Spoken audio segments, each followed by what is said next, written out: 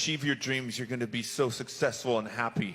That's a lie. I was a miserable addict, depressed, alcoholic, loser, trapped in a rock star life with excess. I had millions of dollars in the bank, but I lost myself. Being at the top was crazy, though. I mean, we toured with everybody. Korn, I don't know how, but we crossed over. We became friends with like Snoop Dogg and Ice Cube and all these other bands. A lot of cool stories like that, but then it was just like drink every day, and then cocaine started creeping in.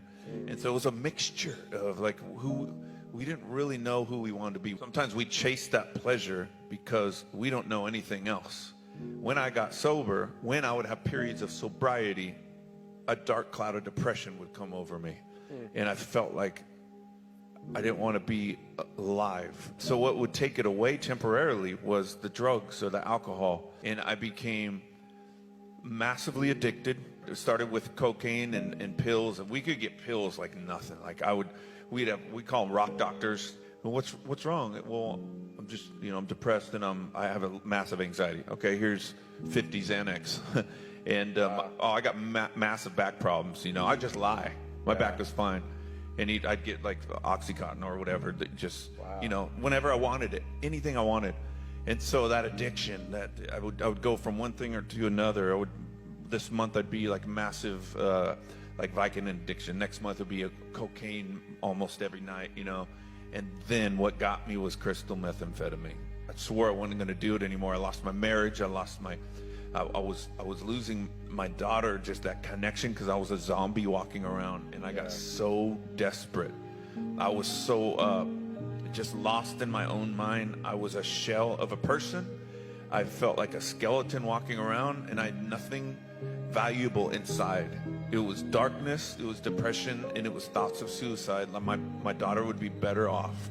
And as a last resort, I was a mess of a person. I had depression. I had all this stuff going on. I had addictions, but I was this like entrepreneur, and I loved to make money, and I loved to grow the money that I made with music with stocks and bonds and real estate. And my real estate partners actually were the ones that brought me to church.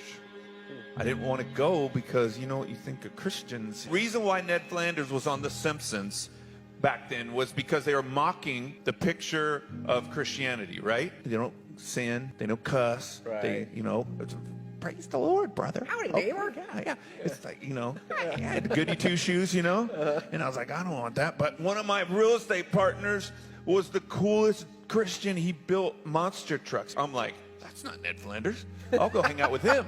So he brings me to church. I'm high on meth. This pastor gets up. He's in jeans. He's just normal. He talked about Jesus, how he changed his life, how he was an alcoholic. He abused his wife. He damaged her physically. So when he hurt his wife, he just dropped to his knees and said, Jesus, I will give you every day of my life if you restore my marriage. Bring her back to me. I will give you my life. Anything you want me to do. He restored his life. And I was just like, man, if this is real, I want it. Yeah. And so I went home and I started seeking God. I started praying.